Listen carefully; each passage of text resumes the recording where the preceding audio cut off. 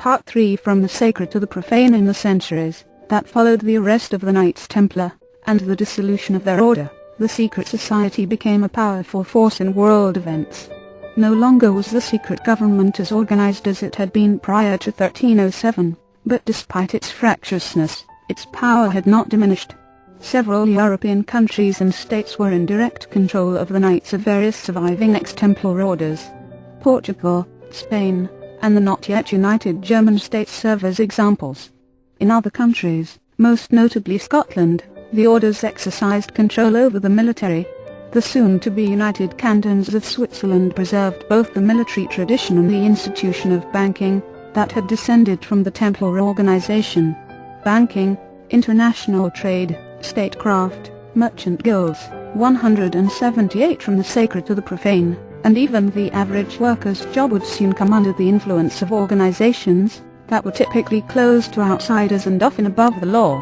While these secret societies, which included the Knights Templar, had rebelled against autocratic government, the power and misrule of the church, and the hostility of the organized religions to science, they were becoming the new establishment. As such, they would be as corrupt and powerful as those they sought to change. Piracy and smuggling were more often the province of the wealthy and powerful than of the colorful individuals that history portrays. The same is true of the institution of slave trade and the trafficking of drugs. In both cases, the religious orders have played a role in the creation of these institutions, and lodges and merchant guilds continued the trades well after they became illegal. The toll that the slave trade and drug trafficking took on the world is well known. The fact that both institutions were controlled by a handful of wealthy individuals whose names were often carved in marble in libraries and at universities is America's darkest secret. The so-called pillars of society were such a force to reckon with that even the president of the American nation was disposable when his programs threatened the profits of those with more organized power. While there is no denying the assassination of Lincoln was a conspiracy, at least 2 other presidents would fall victim to the cabals that desired to control the government as well as they controlled the most profitable trades. Chapter 10 The slave traders. Antigua was barely out of sight when Captain Hopkins, the leader of the brig Sally, realized there was a problem. The small crew was getting sick with the flux, a disease later known as dysentery. The weakened state of the men was alarming, as below decks in the hold was a live cargo that outnumbered the skeleton crew. The cargo was a boatload of African slaves who had been captured or sold into slavery in Africa, branded, and then delivered to a coastal port for export. Beaten, underfed, and bound in chains, the slaves usually were placed aboard a British ship for the transatlantic passage. Many did not survive the journey. Those who did survive were then placed in holding pens in another port. There they were fed and bathed, as the smell of confinement was enough to make the neighboring farmers complain. The slaves were then brought to market to be resold to an American trader, beginning the process of confinement. See yet again. When the crew was outnumbered by as much as 100 to 1, it was never safe to allow the Africans on deck. The condition of the Sally, however, was becoming desperate. Captain Hopkins decided to take a chance.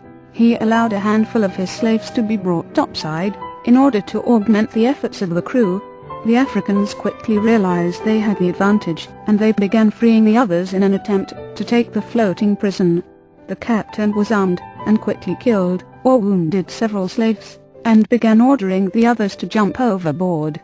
After 80 men were forced into the Atlantic, order was restored. 179 180 From the sacred to the profane. The owner of the ship, Nicholas Brown and Company, was quickly notified of the loss, which it had the foresight to guard against with insurance. The Newport Insurance Company, the Bristol Insurance Company, the Mount Hope Insurance Company, and other large companies that dominate the New England economy got their start from marine insurance.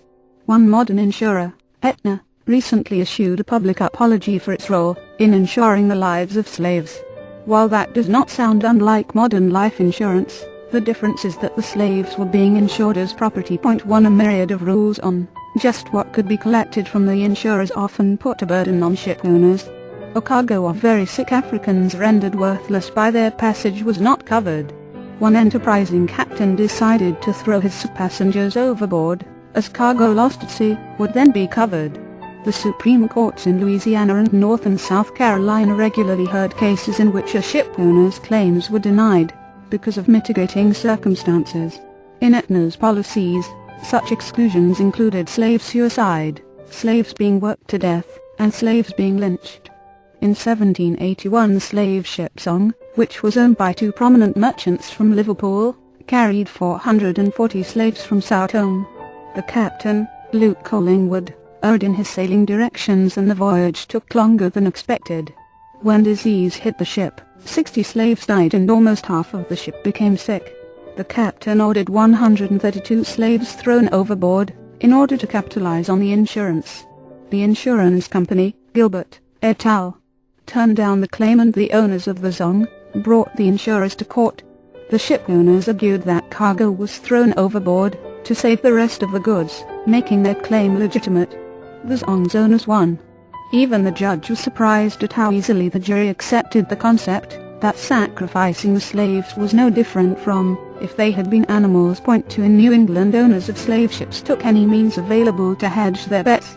They organized and invested in the marine insurance companies that would provide for such losses.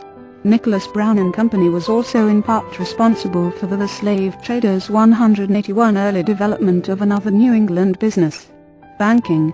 The company played a role in establishing the Providence Bank, which allowed it to finance its own ships, and out of this institution the modern Fleet Bank, one of the country's largest banks, developed. The Brown family began its ascent to fame and fortune in the New England whaling business, in which ships sometimes had to be out at sea for years with the goal of transforming whales into spermaceti candles.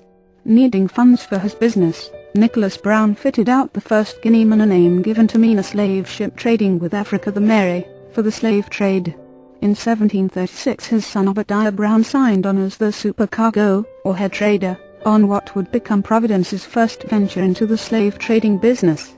Obadiah soon came into his own, and fitted out another ship, the Wheel of Fortune, to join in the trade. The young man then brought the entire family into the business, and developed a colony-wide reputation. Virginia planters like Revolutionary War statesman Carter Braxton wrote to the company requesting to participate in a joint venture with the Browns. 3 For the Browns, wealth led to greater power, and John Brown became a congressman representing Rhode Island. Fellow slave trader James DeWolf represented the state as a senator. Profit from the trade brought all the trappings of wealth. When former President John Quincy Adams visited the Browns' home, he called it the most magnificent and elegant mansion that I have ever seen on this continent. Today the house still stands at 52 Power Street in Providence, where it is operated by the Rhode Island Historical Society, for which would like the family's slave trading mentioned as little as possible. The fact that the Brown family fortune was made in the slave trade is a matter of historical record. In August 1797 John Brown became the first American to be tried in federal court for violating the Slave Trade Act. Brown's legal maneuvers and favors from cohorts did not save him from reaching the court, as his brother Moses was the person pressing charges. Moses had seen firsthand the horrors of the slave ship, and subsequently quit the family business, and became its greatest opponent. His efforts stopped the importation of slaves into Rhode Island, and he 182 from the sacred to the profane helped enact a federal law against it. A bill freeing the children of slaves and completely banning the trade would have succeeded, but William Bradford of Bristol removed the clause on the ban.